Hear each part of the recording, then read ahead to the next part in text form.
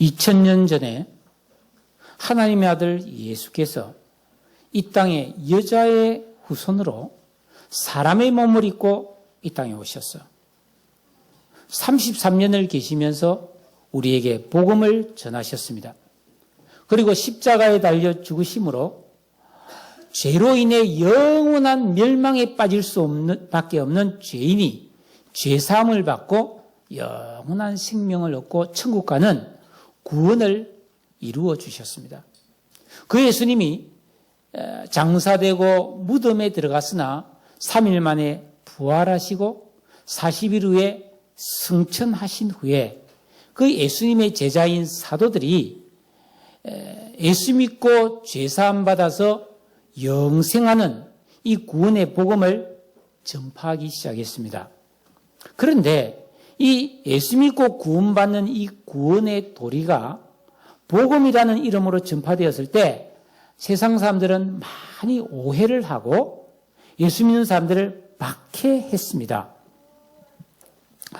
예수님의 제자를 사도라고 부르죠.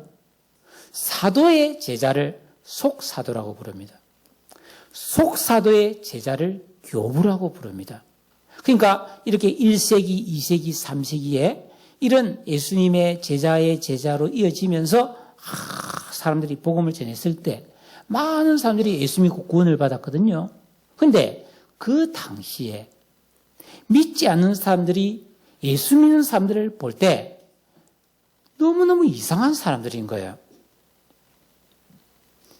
이상한 종교를 믿는다는 것이죠. 모여서 무슨 짓을 하는지 모르겠다는 겁니다.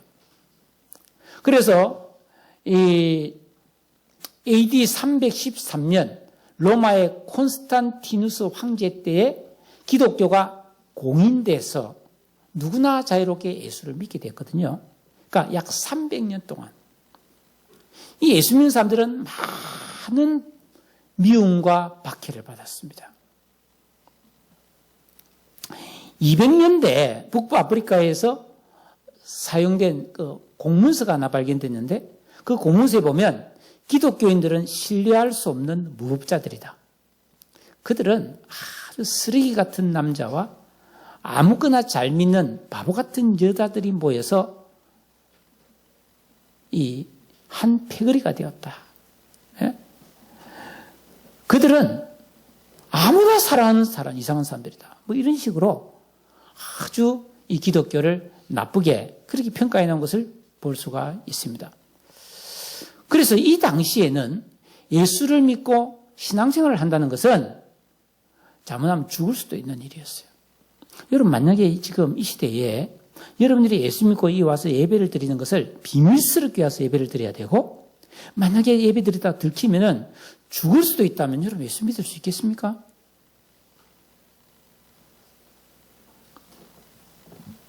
특히 로마 치하에서는 기독교로 개종을 하게 되면은 재산과 지위와 목숨을 공민권이 박탈되었습니다. 모든 재산이 몰수됐다니까요. 그런데 이상한 것은 그런 와중에서도 기독교인이 줄어들거나 소멸되지도 않고 그 역사가의 조사에 의하면 해마다 전 세계에서 기독교인이 40%씩 늘어났어요. 40%씩. 그래서 기독교가 공인된 AD 313년에 로마에서 기독교인이 10%였습니다. 굉장한 수치죠. 그렇게 죽이고 있는데도 말이죠. 어떻게 이런 일이 가능했을까?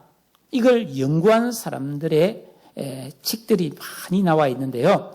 그 중에 로드니 스타크라는 사람이 기독교의 발흥이라는 책을 쓴 내용에 보면은 그 초창기 1세기부터 4세기까지의 그 기독교인들은 믿지 않는 사람들의 눈에 이상하지만 흥미로운 사람들이었다. 이렇게 평가가 나오고 있습니다.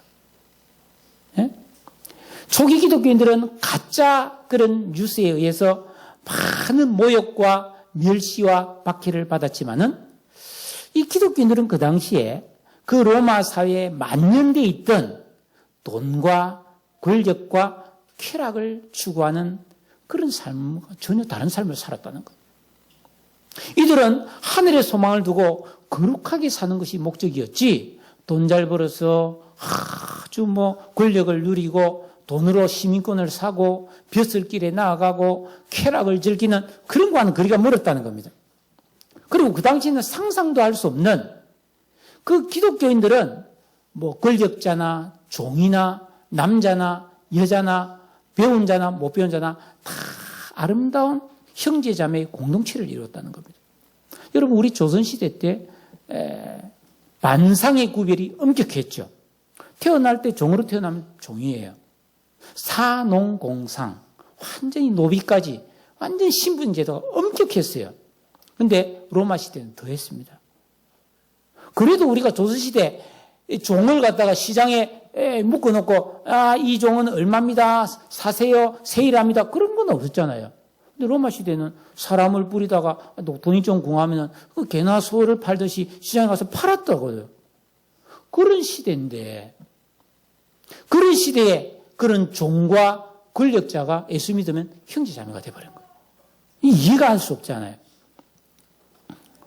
그러면서 동시에 이해타산을 안 따지고 사랑을 베풀면서 버려진 아이를 데려다 키우고 전염병으로 사람이 죽어갈 때 죽음을 무릅쓰고 그들에게 다가가 치료를 해주고 이렇게 막 선을 베풀었다는 거예요.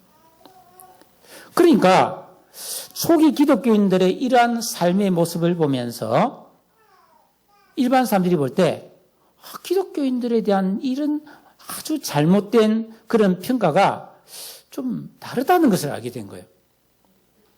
그러면서 점점 기독교에 매료되기 시작합니다.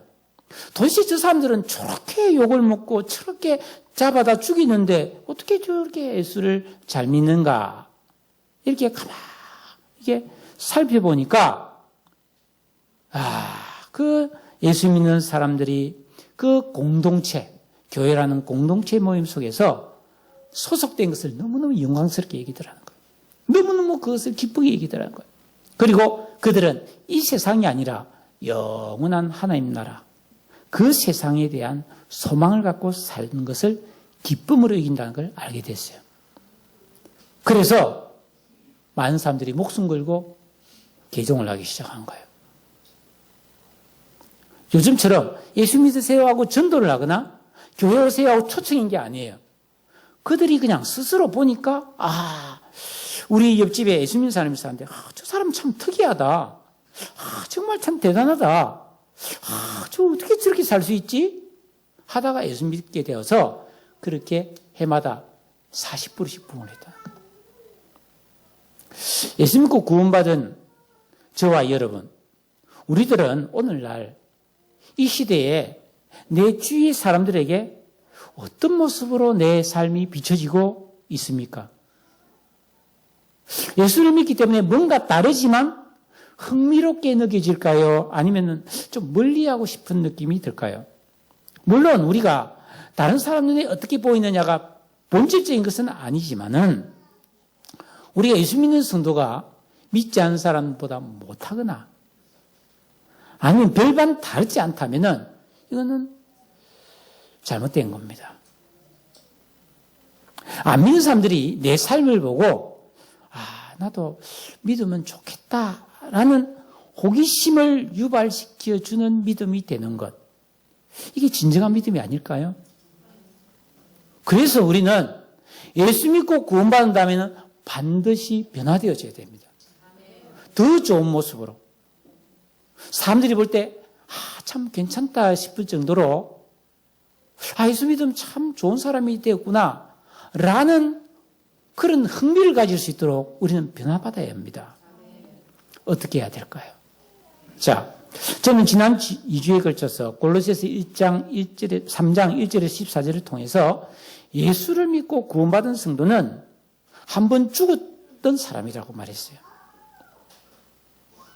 내가 태어나면서 가지고 있던 나의 모습, 죄인이었고 정욕을 따라 살았고 이기적인 인간이었고 화를 잘 내고 남을 쉽게 미워하고 정죄하던 그런 옛사람은 죽었다고 말했어요. 예수 믿으면 그 죽는 거예요.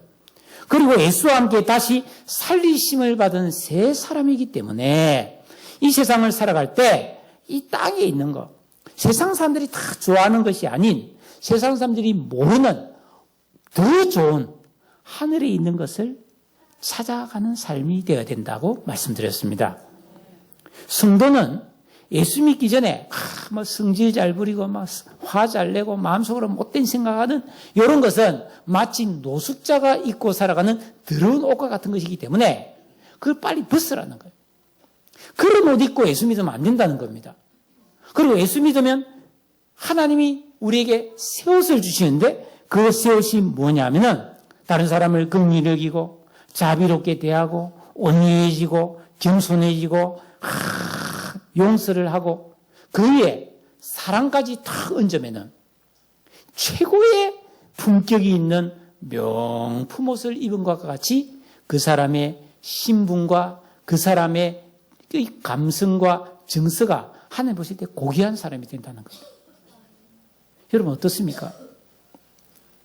여러분 우리가 다 괜찮은 옷을 입고 깨끗하게 빨래를 해서 여러분 잘 입고 오셨는데 혹시 뭐 노숙자의 옷을 입은 분 계십니까? 속옷을 한 2달쯤 안 갈아입은 분 계십니까?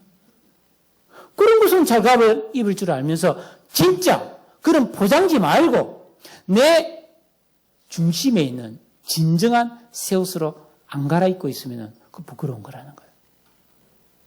여러분 성품에 마음의 옷을 갈아입으셔야 됩니다. 마음속에 더러운 때가 덕지덕지 끼어있는 그런 헌옷을 더 이상 입지 말고 벗어버리라는 거예요. 그게 뭐라고요?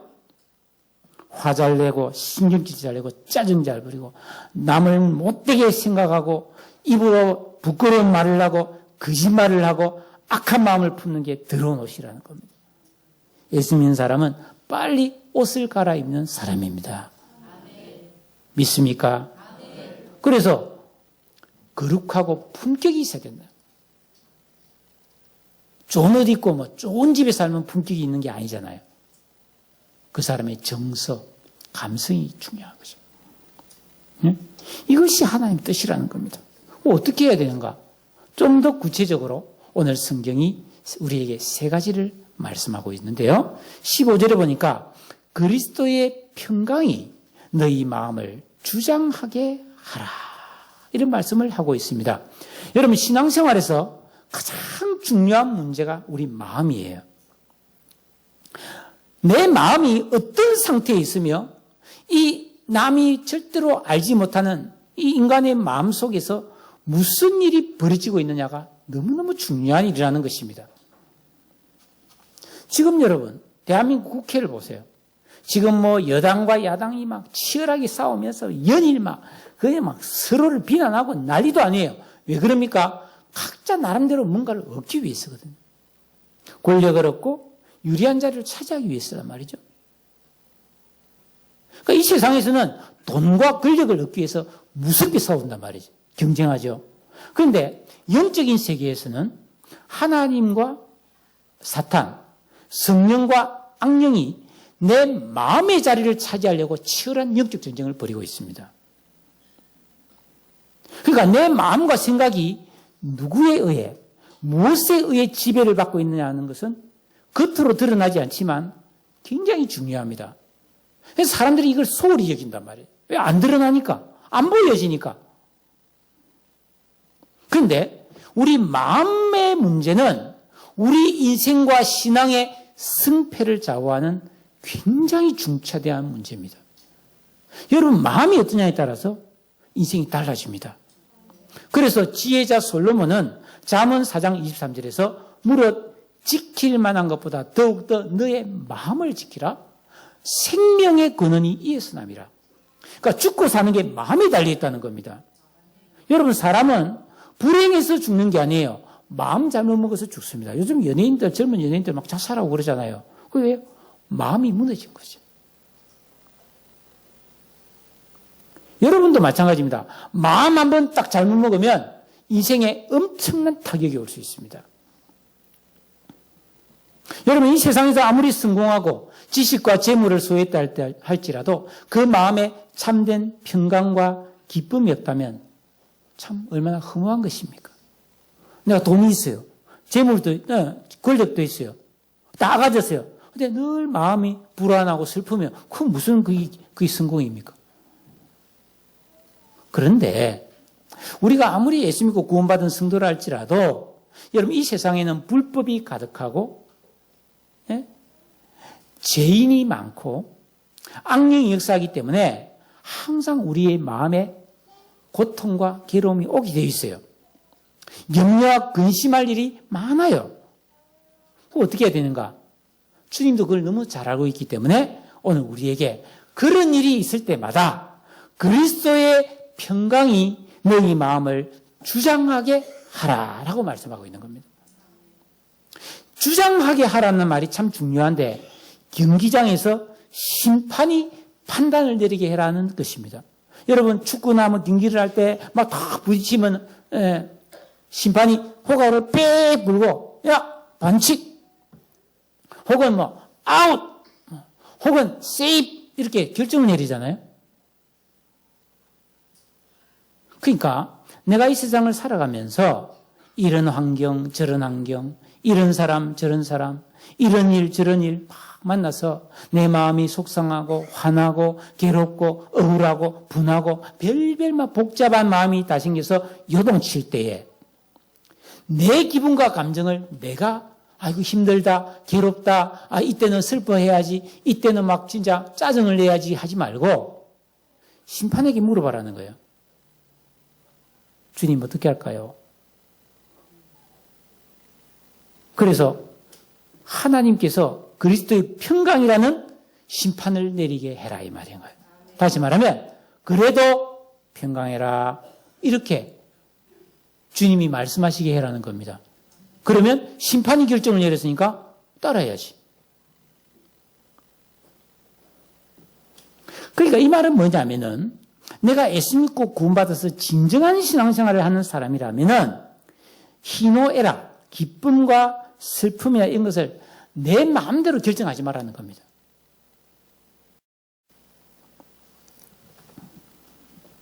그러니까 이 그리스도의 평강이라고 하는 것은 세상의 조건과 환경이 주는 평강이 아니라는 겁니다. 여러분 예수님께서 십자가를 지시기 직전에 제자들에게 뭐라고 그랬냐면은 요한복음 14장 27절에 평안을 너희에게 끼치노니 곧 나의 평안을 너희에게 주노라.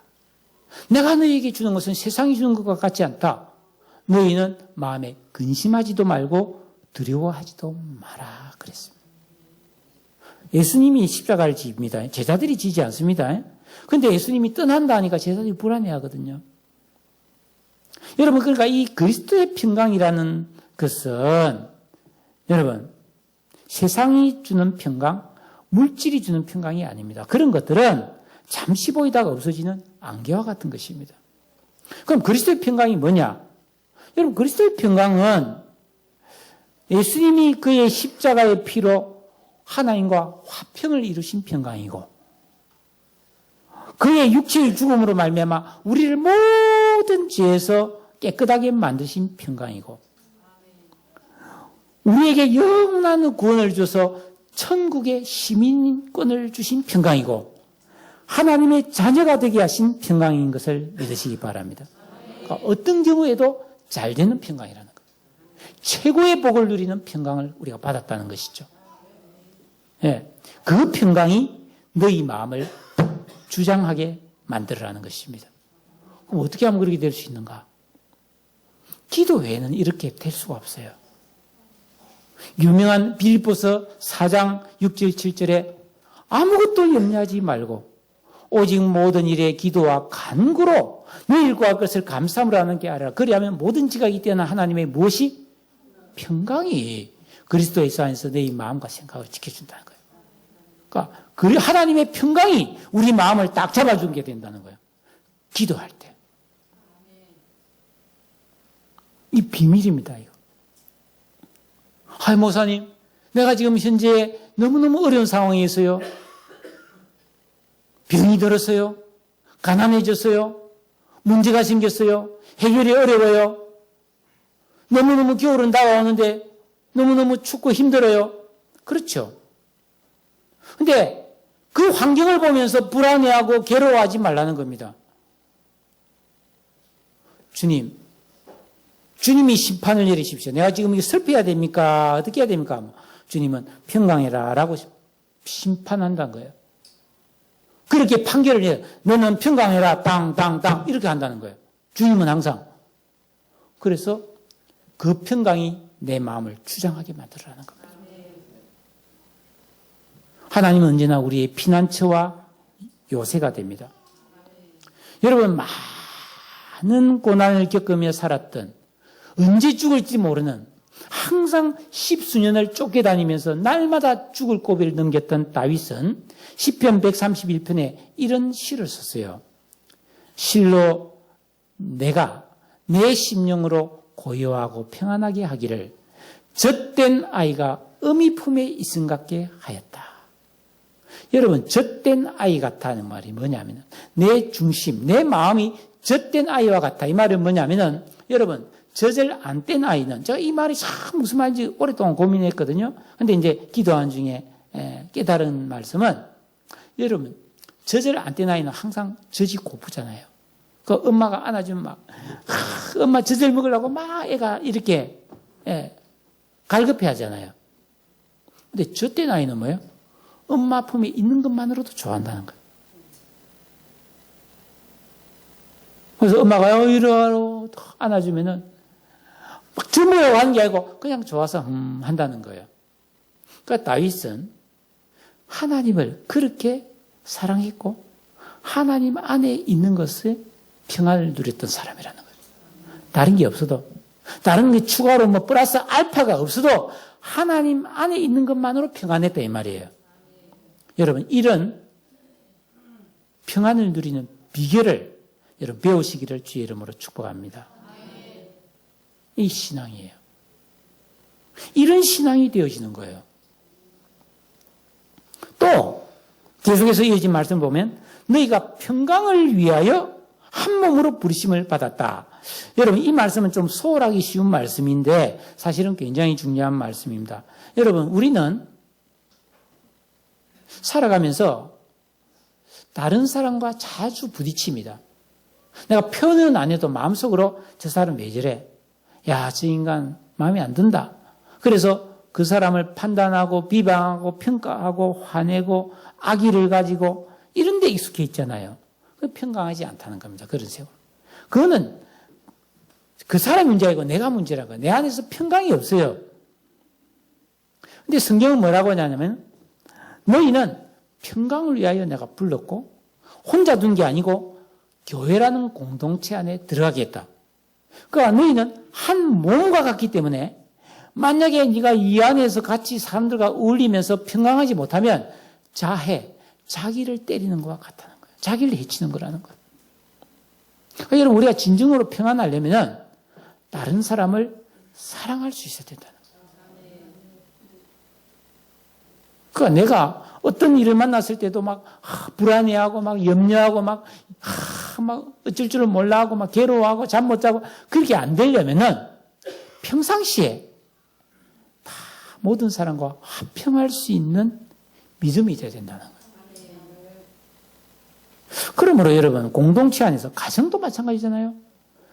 그게 안 되면 가정 안에서도 늘 다투게 되거든요. 네? 그래서 여러분, 의도적이든 아니든 간에 평강을 깨뜨리는 사람은 하나님 나라에 합당치가 않습니다. 그러니까 여러분, 힘써 평강하기를 힘쓰는 그런 더불어 다른 사람과 항상 평강할 수 있는 그런 믿음의 실력을 기르기를 축복합니다. 어떻게 해요? 순종과 기도의 삶이 그렇게 만들어준다는 거예요. 그래서 팔복에 보면은 화평하게 하는 자는 복이 있나니 그들이 하나님의 아들이라 일컬음을 받을 것이요. 우리 예수 믿고 구원받으면 다 하나님 자녀인데 화평하게 한 자는 어떤 자녀냐? 똑같은 자녀지만은 하나님이 더욱더 기뻐하는 자녀가 된다는 거예요. 여러분 그렇잖아요. 내가 자녀가 여러 명 있어도 나를 더 기쁘게 하고 부모를 더 행복하게 해주는 자녀가 있을 수 있어요. 철든 자녀죠. 그러니까 예수 믿고 구원받은 사람이 다른 사람과 다 화목하게 지내려면 참아야 되고 이해해야 되고 오래 기다려줄 수 있어야 되잖아요. 이런 사람이 철든 자녀로서 하나님을 기쁘시게 함으로 하나님의 은혜와 복을 많이 받을 수 있는 사람입니다. 할렐루야. 이런 성도 되어서 복 받기를 바랍니다. 또한 너희는 감사하는 자가 되어라. 감사. 여러분 잘 아는 내용이죠. 우리는 뭘 감사해야 됩니까?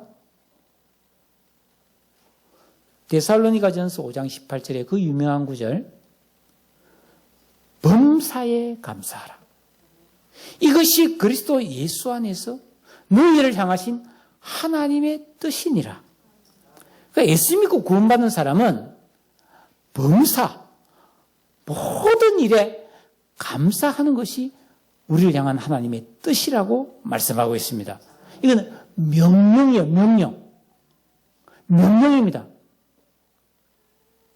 뭘 하든 어떤 일이 생기든지 감사하라는 명령입니다. 그런데 우리는 감사를 잘 못하죠. 좋은 일은 당연시하고 힘들면 원망하고 불평하는 게 우리들이란 말이에요. 이 아담 스타일이에요. 자, 그러면 어떻게 사느냐? 감사를 못하는 사람의 특징은 힘들게 사는 거예요. 자꾸만 고달픈 거예요. 영적인 법칙입니다. 그 이유를 제가 지금부터 말씀드릴게요. 그러니까 예수 믿고 구원받은 성도는 반드시 복을 받게 되어 있는데 가만히 감나무 밑에 입 벌리고 누워서 감이 떨어지기를 기다려서 복 받는 게 아니고 믿음대로 살아서 복을 받는 거예요. 그게 뭐냐 하면 중요한 게 하나가 순종과 기도면서 감사예요. 감사. 그러면 하나님이 예비하신 복의 문이 열리기 시작하는 거예요. 그 감사가. 이게 얼마나 중요한가 하면 하나님께서는 그래서 1년에 감사하는 절기를 만들었어요. 이날만큼은 다 진짜 감사해라고 훈련받아라고 추수감사절, 맥주감사절, 감사절을 만들어 놨어요. 여러분, 하나님께 감사하시기를 축복합니다. 왜 감사합니까? 하나님이 우리에게 주신 게 너무 많아요. 받은 게 없습니까, 여러분? 자, 한번 봅시다. 죄를 사해 주셨습니다. 선택해 주셨습니다. 구원해 주셨습니다. 영원한 생명을 주셨습니다. 지옥에 안 가게 해주셨습니다. 하나님이 자녀로 삼아 주셨습니다. 그리고 천국도 우리에게 주셨습니다. 그리고 기도하면 들어주겠다고 기도할 수 있는 자격도 주셨습니다. 여러분, 이거 하나님이 주시지 않으면 어떻게 받을 수 있는 것입니까? 그러니까 우리가 이런 하나님께서 주신 것에 대한 가치를 알고 감사하며 살아갈 때 내 인생에는 치유와 복이 일어납니다. 여러분 중에 몸이 아픈 분들은요, 감사와 찬송을 하셔야 돼요. 감사와 찬송. 굉장히 중요합니다. 근데 몸이 아프거나 삶에 불행이 오면은 원망하죠. 분노하죠. 한탄하죠. 힘들어집니다, 점점.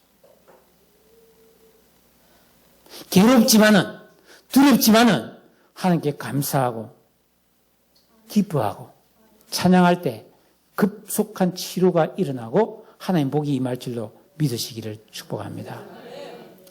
멀린 캐러더스라는 미국의 유명한 군종 목사가 있는데, 이분이 찬양을 통한 영적 능력이라는 책을 썼어요. 요만한 소책자인데, 여러분 한번 사서 읽어보세요. 거기에 보면, 감사와 찬송은 모든 환경을 변화시키고 모든 괴로움을 기쁨과 축복으로 바꿔주는 거다.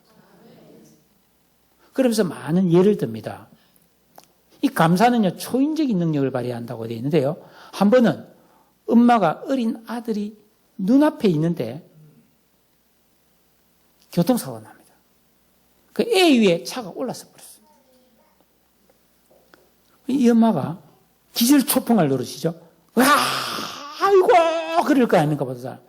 이분이 그 순간에, 하나님 감사합니다! 하면서 가서 차를 엄마가 버뜩 들어서 애를 건져냈어요. 기적이죠. 감사의 능력이라는 거예요. 이 실제 일어나요. 그러면서 또 한 가지, 어떤 교회 다니는 성도의 딸이 10살이 됐는데 정신질환이 걸립니다. 폭력적인 정신질환이 걸립니다. 그래서 수시로 자기보다 어린 동생을 무섭게 때리는 거예요. 몽둥이나 닥치기 막 그릇을 가지고 막 유리병으로 애를 머리를 때려서 막 박살을 내고 막. 얼마나 무서운 일입니까, 그죠? 근데 멀쩡하다가 갑자기 그러는 거예요. 이 정신과 치료도 안 되고 뭐 어떻게 안 되는 거예요. 갈수록 나빠지고 악에 받쳐서 발작을 하기 시작해요, 애가. 예를 들면 이런 겁니다. 그냥 잘 있어요, 평소에. 그러다가 밥 먹으면서 막 엄마 맛있어 막 이렇게 하다가 갑자기 푹 음식을 뱉고 막 그릇을 막 박살을 내버리는 거예요. 이 정신질환. 여러분, 그거 어떻게 했어요, 부모가?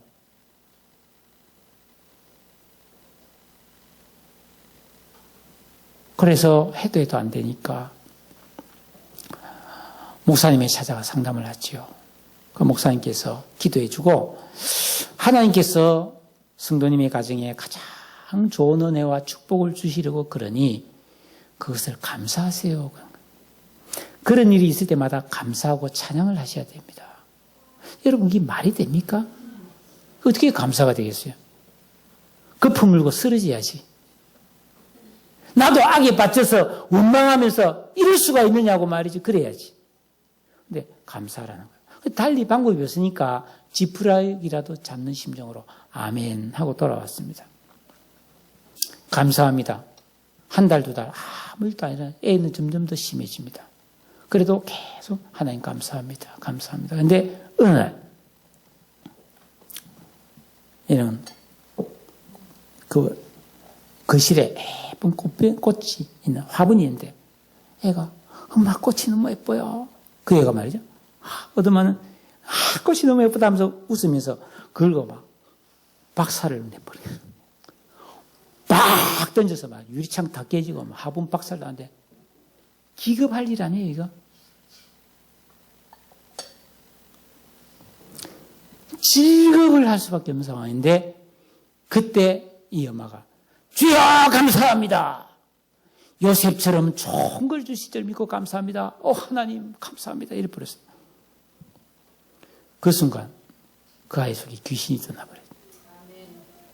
그 아이가 그 순간에 나와버린 거예요.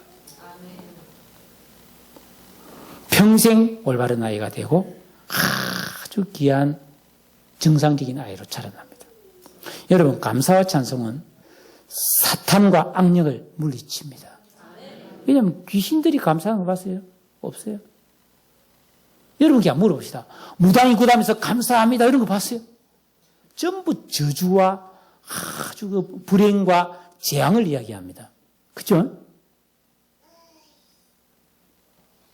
감사는 불행을 달아나게 합니다.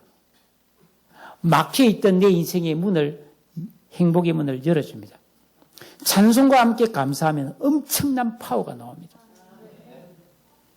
여러분, 감사로 여러분의 인생의 분위기를 바꾸세요. 모드를 바꾸는 거예요. 내 인생의 분위기를 흐림에서 밝음으로 바꾸는 것은 찬송과 감사입니다. 신앙은 농사와 같아요. 심은 대로 거둡니다. 맨날 입에서 한숨 팍팍 쉬고 말이죠. 원망불평하고 막 욕하고 막 더러운 말 해잡고 막 악에 바친 소리나 하고 살면 더 많이 거두는 겁니다. 호세아서에 보면 바람을 심으면 태풍을 거둔다. 감사를 심으면 더 많은 감사를 거두게 될 줄로 믿습니다.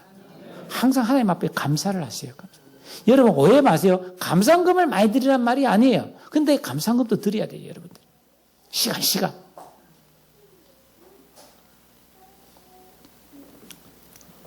고린도서 4장 15절을 보니까 이런 모든 것이 너희를 위함이니. 여러분 감사를 누구를 위해서 합니까? 우리를 위해서 하죠. 많은 사람의 감사로 말미암아 은혜가 더하여 넘쳐서 하나님께 영광을 돌리게 하려 함이라. 여러분 감사를 많이 하면 하나님의 은혜도 더 강해질 줄로 믿습니다. 그래서 기도할 때도 감사함으로 하나님께 아뢰라. 여러분 순종할 수 있겠습니까? 항상 감사해 보세요. 제가 우리 어머님이 돌아가실 때 그 고관절을 2번 뿌려 먹였어요. 정신은 멀쩡한데 몸이 움직이지 못하셨어요. 말년에. 그래서 요양병원에 모셨는데 제가 너무너무 마음이 아프잖아요. 근데 방법이 없잖아요. 저는 목회를 해야 되고 멀리 계시고. 근데 우리 어머니 보고 항상 아침마다 매일매일 전화를 하면서 어머니. 틈만 나면 하나님께 감사하다고 말하세요. 하루에 최소한 30분 이상 감사하고 나한테 검사 받으세요. 전화해서 오늘 감사했습니까? 했다는 거예요. 그 어떻게 해요? 그러니까 너무 좋다는 거예요. 저는 우리 어머니에게도 감사 많이 하라고 한 사람이에요. 여러분에게도 똑같은 심정으로 제발 감사하세요, 여러분. 한번 따라합시다. 하나님, 현재 내 모든 형편이 감사할 겁니다. 하나님 고맙습니다. 감사합니다. 마음이 찡하지 않나요? 마음이 찌르지 않습니까?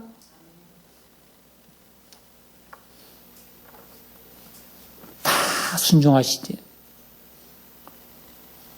근데 안 될 겁니다, 잘. 안 된 사람이 있습니다. 왜? 하나님 말씀에 순종하려면 순종할 힘이 있어야 되잖아. 내가 이걸 들려고 해도 이걸 들 수 있는 힘이 있어야 들지요. 하나님 말씀대로 살려면 살 수 있는 힘이 있어야 되거든요. 그 힘은 어디서 나옵니까? 말씀을 듣고 순종해야 나오는 겁니다. 기도해야 나오는 겁니다. 그러니까 평소에 여러분들이 예배를 생활을 하고 기도 생활을 하고 성경을 보는 게 너무너무 중요해요. 성경 보십시오. 16절에 우리 같이 한번 읽어볼까요? 16절 다 같이 읽습니다. 시작.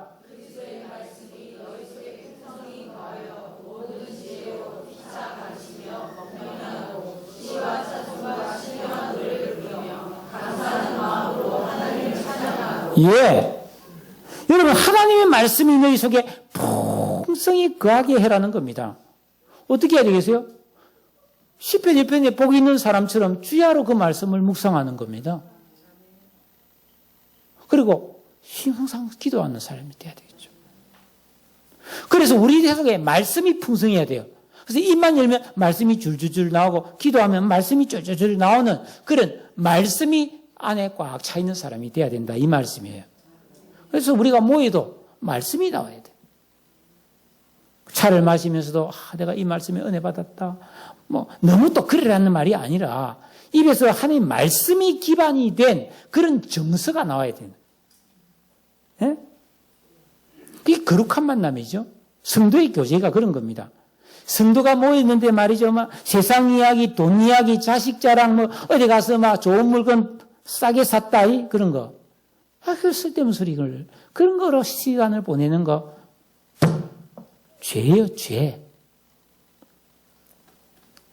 모이면 서로 감사하고 위로하고 서로 지혜로 서로를 권면하면서 함께 하나님을 찬양하는 삶을 살아가야 된다는 거예요.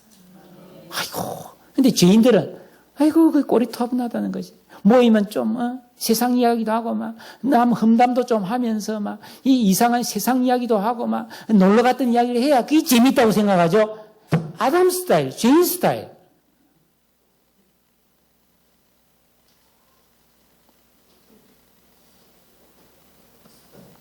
성경은 뭐라고 그랬습니까? 먹든지 마시든지 살아든지 하나님 영광을 위하라 그랬잖아요. 여러분, 우리의 만남 속에서요, 같이 밥을 먹고 차를 마시고 같이 여행을 가더라도 하나님께 영광이 되는 모임이 되어야 될 줄로 믿습니다. 그렇지 않으면 앞날이 암담해, 암담해. 하나님 복이 없으면 암담해지는 겁니다. 왜냐하면 반드시 마귀 역사하거든요. 심은 대로 거두는 거예요. 또 무엇을 하든지 말이나 이래나 다 예수 이름으로 하고 그를 힘입어 하나님 아버지께 감사하라. 오늘 성경 보면 15절에도 감사하는 자가 되라, 16절에도 감사하는 마음으로 하나님을 찬양해라, 17절에도 하나님 아버지께 감사하라고 되어 있습니다. 이게 성도의 삶의 표시입니다. 여러분, 군인은 군복을 입었잖아요. 경찰은 경찰복을 입었죠. 그것처럼 그 사람의 은행심사가 신분이에요, 신분. 조폭들이 모여가지고, 자, 우리 다 같이 감사합시다. 그런 말 안 하잖아요. 죄인들이 모여서 그렇게 선한 일을 우리 해보자, 착한 일 해보자. 그렇게 했어요? 아니죠. 그러니까 내 마음이 내 신분이에요. 많이 배웠느냐, 얼마나 가졌느냐가 아니에요. 마음이 신분이에요. 하늘나라의 영원한 신분입니다. 예?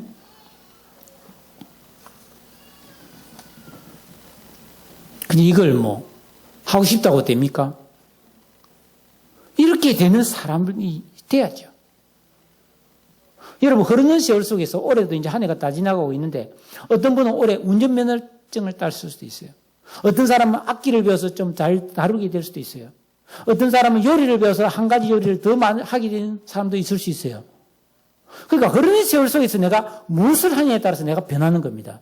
근데 가장 중요한 것은 하나님 말씀의 순종과 기도를 통해서 새 사람이 만들어지는 거예요. 여러분의 마음과 생각이 평강이 주장하게 하고 감사가 있게 하고 하나님 뜻대로 살아갈 수 있는 심령이 되기를 주의 이름으로 축복합니다. 선하고 아름다운 것을 기뻐할 수 있는 마음 되기를 축복합니다.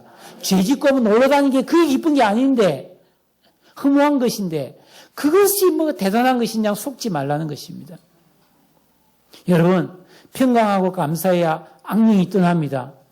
귀신이 역사하지 못합니다. 귀신은 우리를 죽이고 망하게 하는 일을 하잖아요. 그럼 물리쳐야 됩니다. 하나님이 함께 하시면 어떤 병도 다 나을 줄로 믿으시기를 바라요.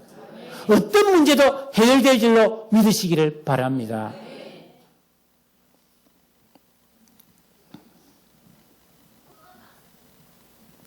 우리 마음속에 평강이 가득하고 항상 감사하는 마음이 있고 다른 사람을 귀하게 여기고 잘 대해주는 화평하게 하는 사람, 굉장히 거룩하고 품격이 있는 하나님 나라에서 존귀한 사람의 모습이에요. 그런데 다시 한번 강조하지만 주여, 제가 그렇게 되기를 원합니다. 그렇다고 되는 게 아니에요. 제가 여러분에게 여러분 다 그런 사람 되기를 축복합니다. 아멘 했다고 되겠습니까? 아닙니다. 여러분, 순종하셔야 돼요. 하나님 말씀대로 순종하고 기도하는 일을 하면서 안 되면 또 회개하고 다시 시작하고 이런 순종과 기도의 반복 되풀이하는 이런 참된 영적 생활을 통해서 내가 바뀌는 거예요. 내가 바뀔수록 누릴 수 있습니다. 하나님 복이 오기 때문에. 하나님 복을 받는 비결이 여기에 있는 겁니다. 여러분, 무당들은 굿하면 복 받는다? 돈 많이 내면 복 받는다? 가짜죠? 성경 그렇게 말하고 있잖아요. 복을 받긴 받는데 하나님 말씀대로 순종해서 복을 받는 거예요.